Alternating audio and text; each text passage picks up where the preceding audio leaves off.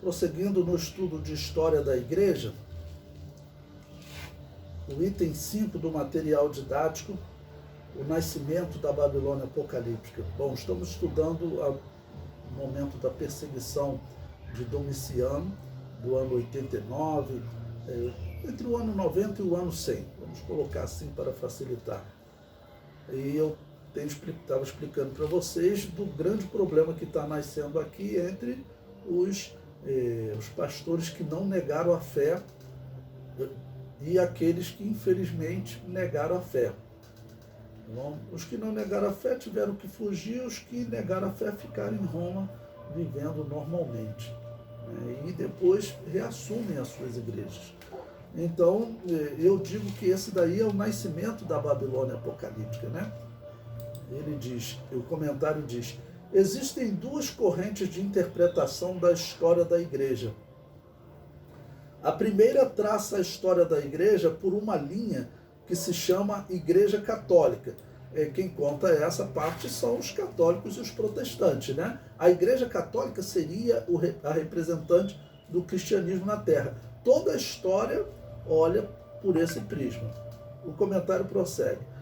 Depois, essa linha única teria se dividido na Reforma Protestante e todas as igrejas que existem hoje teriam saído da Igreja Católica.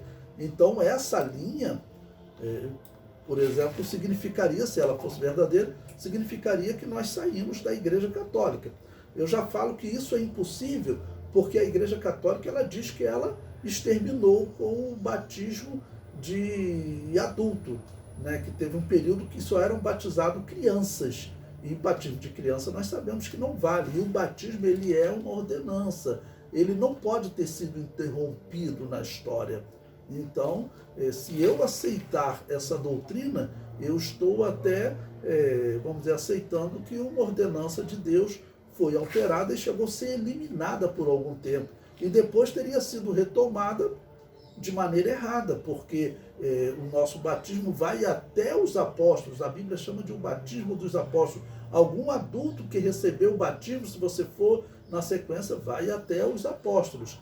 Como adulto, a Igreja Católica ela diz que ela quebrou isso, que teve um período, que ela diz que as últimas igrejas que não aceitavam o batismo de recém-nascidos, ela conseguiu exterminar, matar nos anos 700.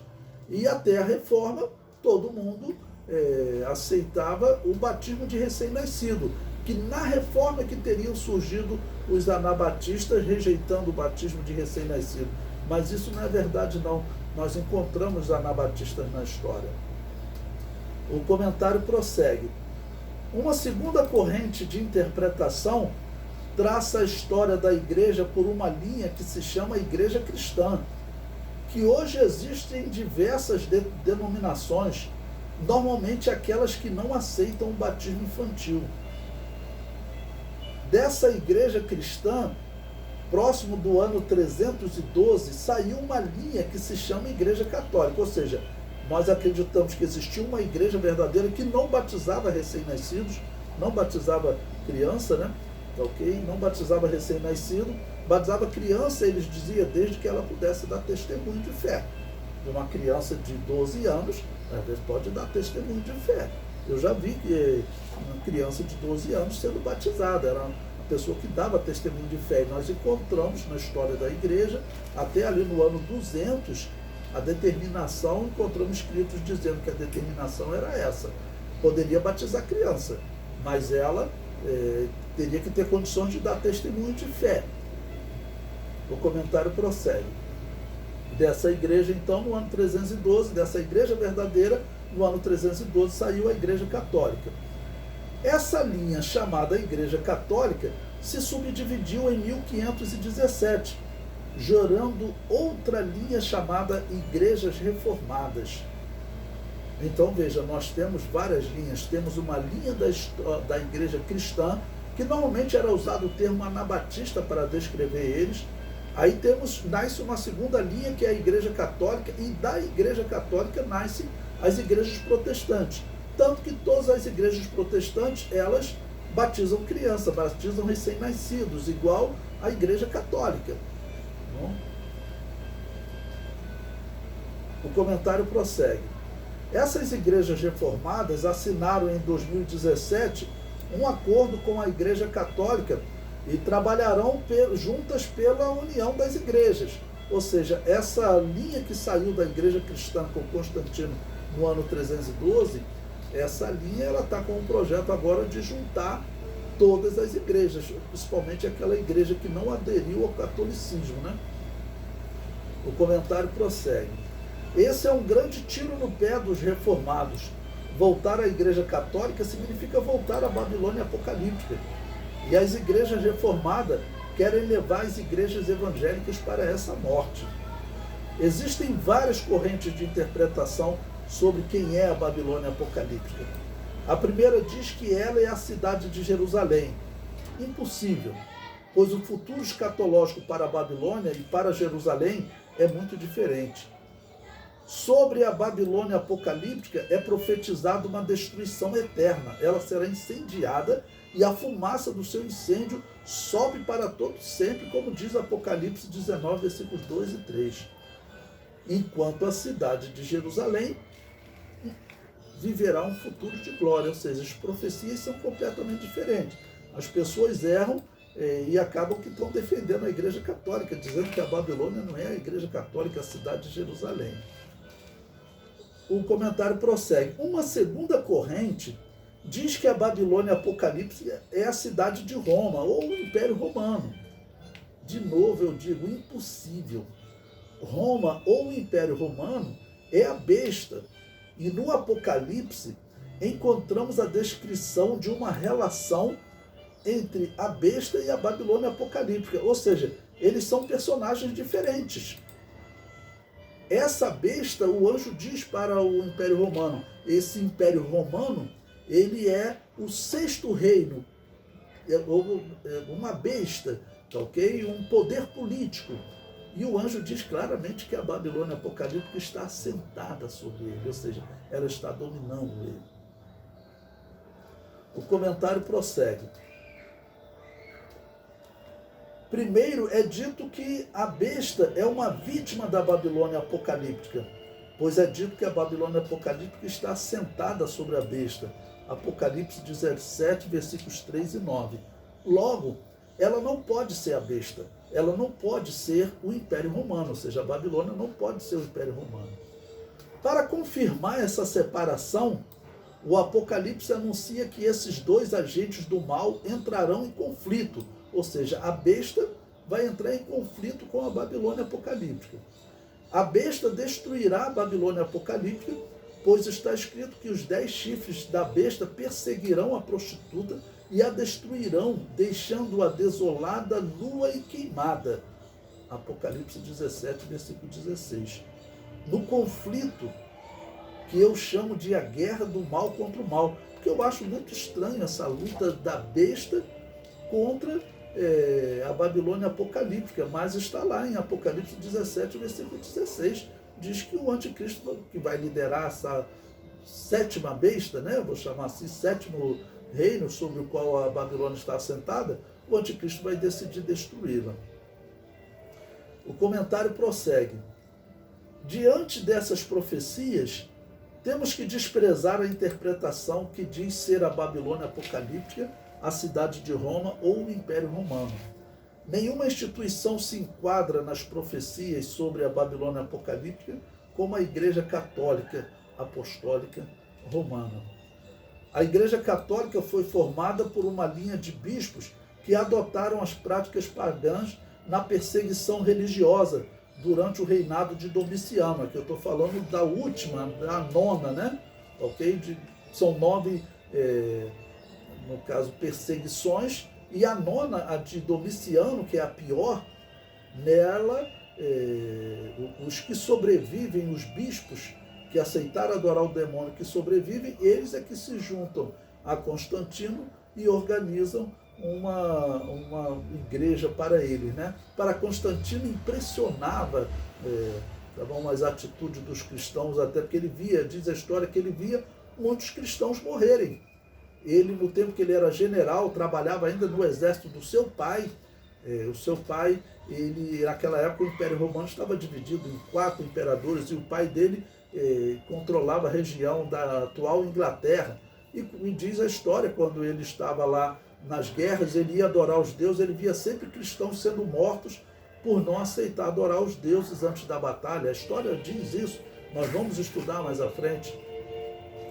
E acaba que isso impressionou, ele resolveu acabar com a perseguição aos cristãos e depois até começar a perseguir os pagãos, ok? O comentário prossegue, né? Eu disse que Nero não foi uma perseguição religiosa, ele inventou que os cristãos tinham posto fogo em Roma. Já essa aqui de Domiciano, essa perseguição de Domiciano, ela é uma perseguição religiosa. Por quê? Foram os bispos, os sacerdotes do culto pagão que falaram para o imperador que os deuses não respondiam se eles deveriam ir ou não à guerra, e a culpa era dos cristãos. Os deuses estavam aborrecidos e os deuses não iam mais conceder vitória ao Império Romano. Aquilo, para o imperador, foi ter que matar esses cristãos. Os deuses não podem fazer isso. Então tudo surgiu por conta desses sacerdotes, que a história comprova que eles fizeram isso. O comentário prossegue. Domiciano culpava os cristãos pelas derrotas frente aos bárbaros.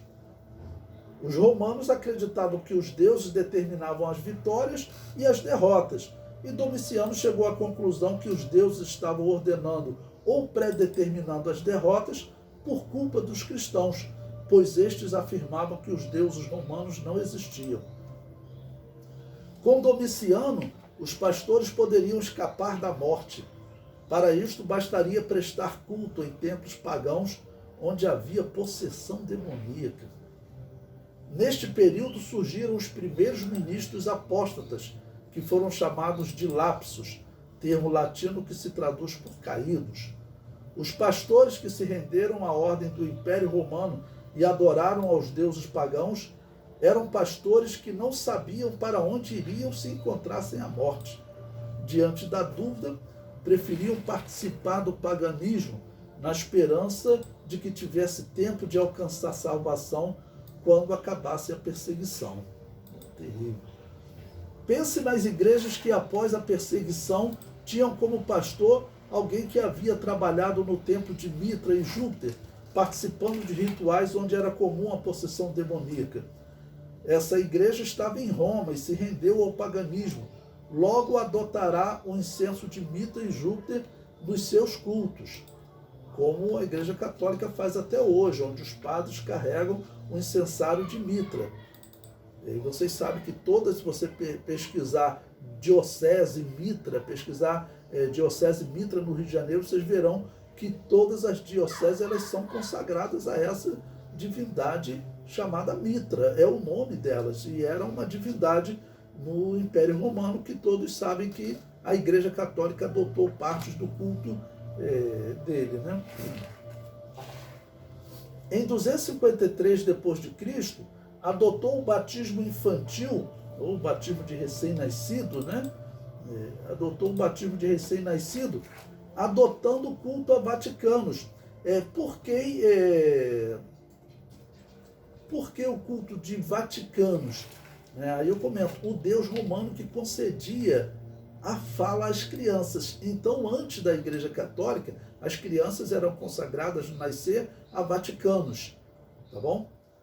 No Império Romano, as crianças eram dedicadas a Vaticanos. Na Igreja Católica, as crianças são batizadas pela instituição que tem sua sede no Monte Vaticano, dedicado ao deus Vaticanos. Esse monte onde a Igreja Católica está, onde ela fez o seu templo, esse monte, o nome dele era exatamente Vaticanos, o nome dessa divindade romana.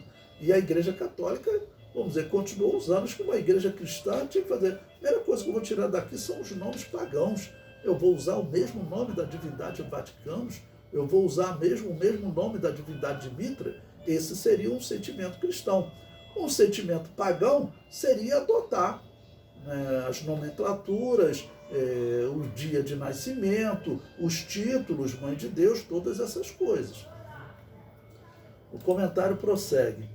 Em 254 da era cristã, olha, cerca de 150 anos depois desse ano esse período que nós estamos, do ano 100. Em 254 da era cristã, adotou a doutrina pagã que afirma haver salvação após a morte, a qual eles denominaram de purgatório. Ali eles começaram a defender essa doutrina da purificação após a morte, que todos sabem que é paganismo, não tem jeito. Em 410 depois de Cristo, adotaram a doutrina da guerra santa ou guerra justa, elaborada por Agostinho de Hipona, onde defendia que a igreja já católica, em 410, podia matar para implantar o reino de Deus. Agostinho fazia parte dos bispos que usavam o incenso pagão de mitra. Essa doutrina será utilizada pela Igreja Católica em todas as perseguições aos pagãos através de Carlos Magno, quando o Papa ordenou que deveriam ser mortos todos os bárbaros que não aceitassem o batismo católico. E na história também, muitos judeus serão batizados à força pela Igreja Católica, e se não aceitassem, eles ameaçavam de morte. Tem a história de um rabino que o padre mandou cortar os dedos das mãos e dos pés do rabino por ele não aceitar Jesus. E assim a história vai ser terrível, O comentário prossegue. Foi utilizado também em todas as cruzadas, quando os católicos mataram muçulmanos, católicos orientais, judeus e até evangélicos que habitavam em Jerusalém. Isso mesmo, estou dizendo, a Igreja Católica, quando ela vai invadir Jerusalém, a história diz, acredite, que eles mataram até católicos, porque tinham católicos do Ocidente e católicos do Oriente. Os católicos do Oriente, por um determinado momento, eles foram mais ricos e mais poderosos, porque eles ficavam em Constantinopla, que era a cidade mais rica do mundo. As muralhas dela foram intransponíveis por 1000 anos. Só depois com o evento do Canhão é que conseguiram vencer. Então, a Igreja Católica do Oriente, ela enriqueceu muito. E a do Ocidente, ela tinha do lado dela o exército dos bárbaros. Quando a do Ocidente, que tinha sede em Roma, vai atacar Jerusalém, ela passa por Constantinopla e ataca os católicos também. Outros católicos, que diz a história que existiam lá também, católicos arianos ou outros grupos, eles mataram também. E mataram grupos evangélicos, judeus, muçulmanos. O comentário, veja, eu vou citar agora um historiador judeu chamado Leon Poliakov, que viveu de 1910 a 1977. Em sua obra De Maomé aos Marranos, na página 26, descreve os cristãos que viviam em Jerusalém durante o governo islâmico.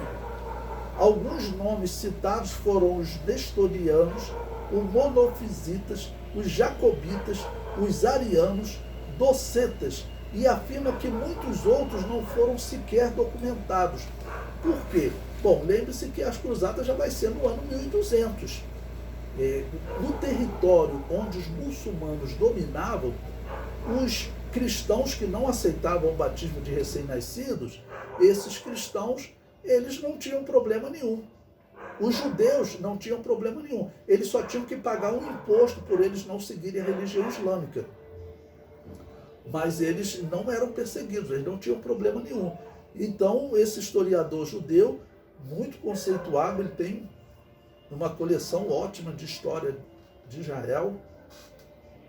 Eu tenho essa coleção, são vários volumes, e ele fala desses grupos evangélicos que existiam em Jerusalém. Ou seja, no local onde os muçulmanos dominavam, os cristãos viviam normalmente. Hoje os muçulmanos odeiam os cristãos por conta dos católicos, pelo que os católicos fizeram com eles, Jesus jamais aprovou, jamais aprovaria, o Deus da Bíblia jamais aprovaria as guerras que os católicos organizaram para tomar Jerusalém. Não é assim que Jerusalém vai ser tomada. A profecia não diz isso. A profecia diz que Jerusalém será novamente habitada pelos judeus. A igreja não tinha que estar lá fazendo essa guerra. Mas por que a Igreja Católica estava? Porque na interpretação da Igreja Católica, ela abandona essa profecia, né, que diz que Israel vai reinar com Jesus, que Jesus vai governar o seu povo durante um milênio. Isaías profetiza claramente, Daniel. Mas a Igreja Católica acreditava que não. Ela acreditava que os judeus tinham sido cortados do plano de Deus e que ela, a Igreja Católica, que tinha a função de implantar o reino de Deus. E ela fazia isso através da guerra, usava a força do Império Romano, né? Agora, nessa época, vamos dizer, das cruzadas, estão usando a força do Sacro Império Romano Germânico. É assim que a história chama. Depois que o Império Romano cai, o Papa, ele junto com o imperador Carlos Magno, eles criam um novo império, o Sacro Império Romano Germânico, ou seja, um império que seria romano e germânico ao mesmo tempo, que aquele Império Romano acabou, tá bom? Isso acontece cerca de 200 anos depois que o Império Romano cai. Então eles organizam um novo império. Quem foi que organizou? A história confirma, foi o Papa. Então você vai acreditar que essa é a Igreja de Jesus? Vai aceitar as doutrinas dela? Vai chamar ela de sua santidade, como alguns estão fazendo? Isso aí é apostasia. Né? Se ligar à Igreja Católica ou se ligar às igrejas protestantes. Se você se ligar às igrejas protestantes, automaticamente você está se ligando à Igreja Católica.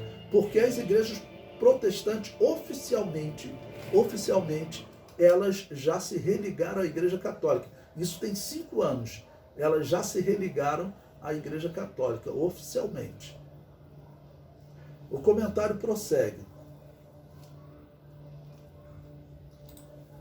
Eram cristãos que fugiam da perseguição católica e acabaram sendo mortos em Jerusalém durante as cruzadas.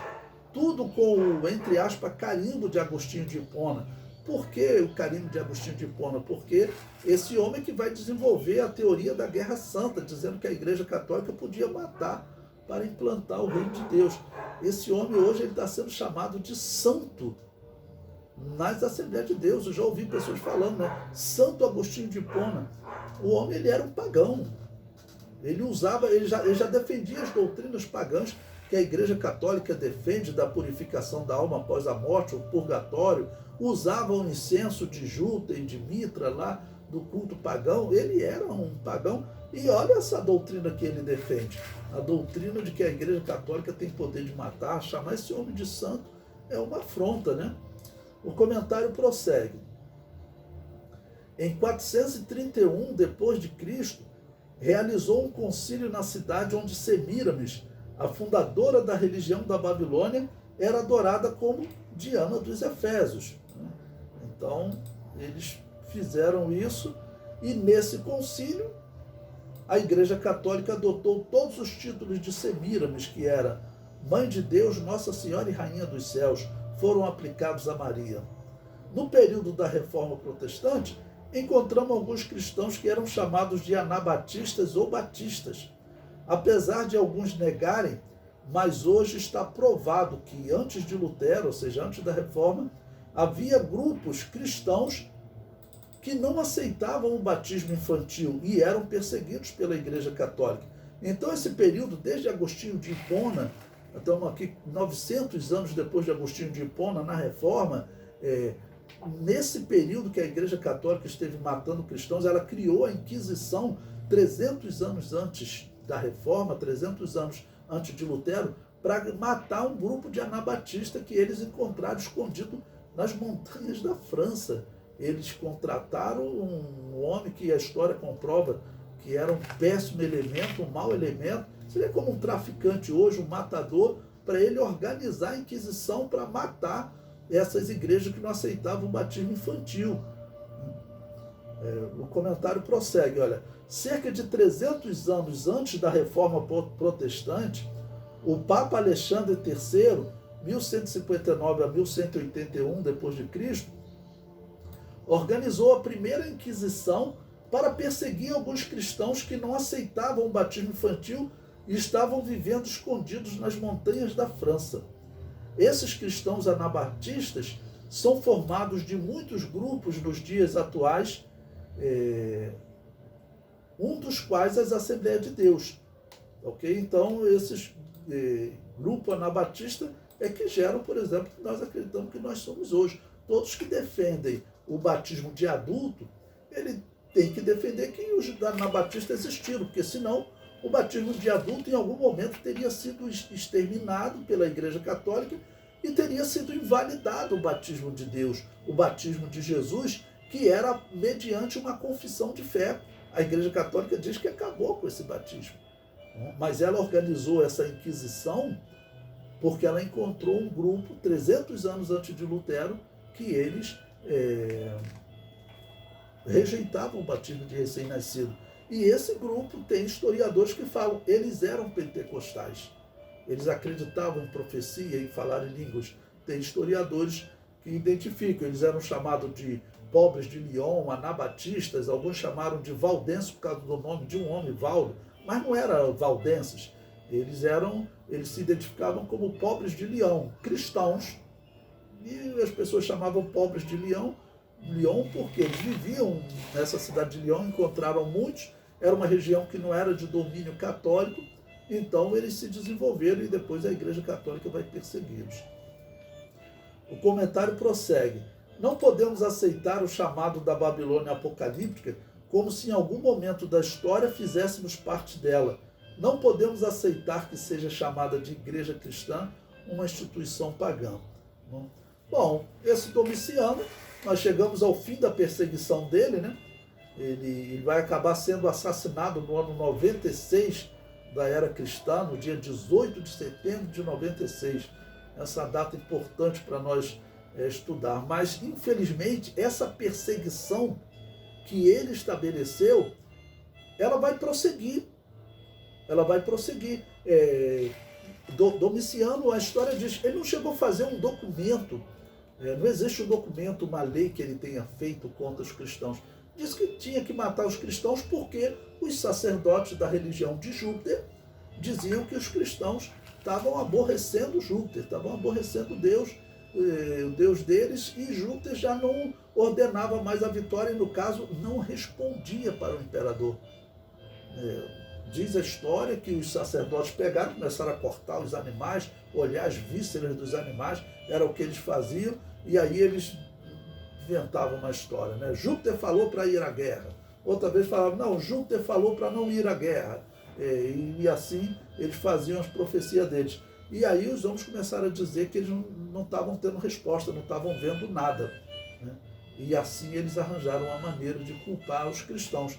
O imperador acabou matando os cristãos. E, infelizmente, ele também, a história diz que ele não era uma boa pessoa no geral, não. Fez coisas boas, mas acabou tendo essa rebelião, chamada rebelião palaciana, que os romanos chamavam, porque ocorria dentro do palácio. E assim mataram ele. E depois dele, então, o próximo imperador, ele vai dar prosseguimento a essa perseguição, sempre acreditando que os deuses estão aborrecidos porque os cristãos dizem que os deuses não existem. Então, ele fala, os cristãos têm que reconhecer que os deuses existem. Vai lá adorar no culto de Júpiter. Essa era a regra, senão eles morreriam.